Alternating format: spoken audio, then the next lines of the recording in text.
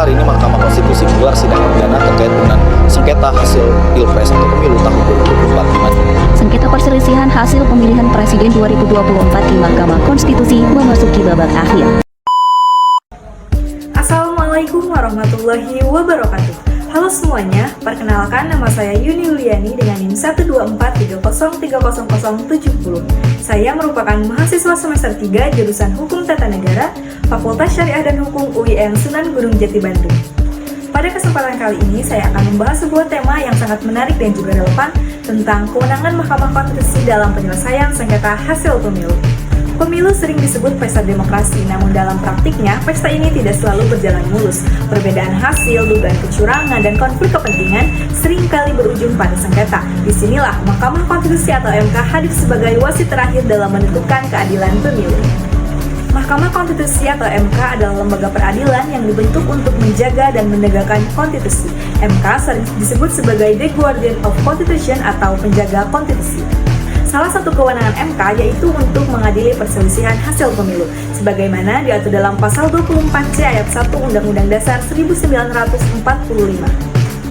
Dalam sengketa hasil pemilu, Mahkamah Konstitusi ini berwenang untuk menilai keabsahan hasil pemilu, memutus apakah terjadi pelanggaran yang memengaruhi hasil pemilu, dan memberikan putusan yang bersifat final dan mengikat. Artinya, putusan MK ini tidak bisa diganggu-gugat oleh lembaga lain.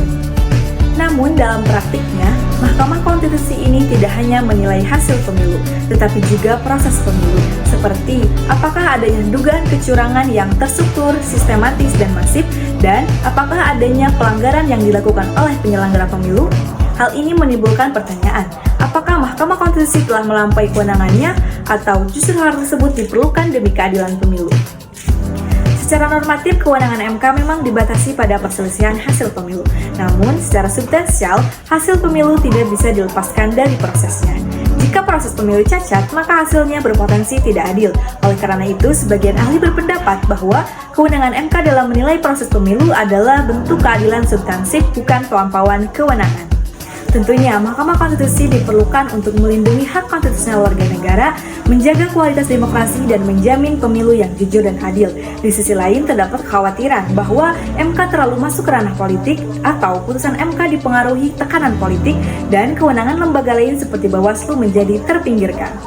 Lalu, bagaimana solusinya? Solusi yang dapat ditawarkan yaitu yang pertama, penegasan batas kewenangan MK dalam undang-undang, kedua, penguatan peran Bawaslu dan DKPP, ketiga, MK ini harus fokus pada aspek konstitusional, bukan teknis administratifnya, keempat, transparansi dan akuntabilitas dalam setiap putusan MK. Sebagai penutup, Mahkamah Konstitusi memiliki peran yang sangat strategis dalam menjaga demokrasi Indonesia. Kewenangan yang besar harus diiringi dengan kehati-hatian, integritas, dan juga independensi. Mahkamah Konstitusi bukan hanya penjaga angka, tetapi penjaga nilai konstitusional dan keadilan. Demikian yang dapat saya sampaikan. Mohon maaf apabila ada kekurangan. Wassalamualaikum warahmatullahi wabarakatuh. Berdasarkan Undang-Undang Dasar Negara Republik Indonesia tahun 1945, Undang-Undang Nomor 24 Tahun 2003 tentang Mahkamah Konstitusi, sebagaimana telah diubah terakhir dengan Undang-Undang Nomor 7 Tahun 2020 dan seterusnya dianggap dibacakan.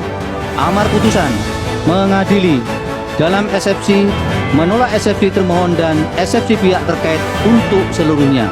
Dalam pokok permohonan, menolak permohonan pemohon untuk seluruhnya. Pendapat berbeda terhadap putusan Mahkamah Konstitusi APO. Terdapat pendapat berbeda dissenting opinion sebagaimana dalam permohonan nomor 1, yaitu oleh Hakim Konstitusi Saldi Isra, Hakim Konstitusi Eni Nurbaningsih, dan Hakim Konstitusi Arif Hidayat sebagai berikut yang menurut kesepakatan para hakim yang bersangkutan dianggap dibacakan.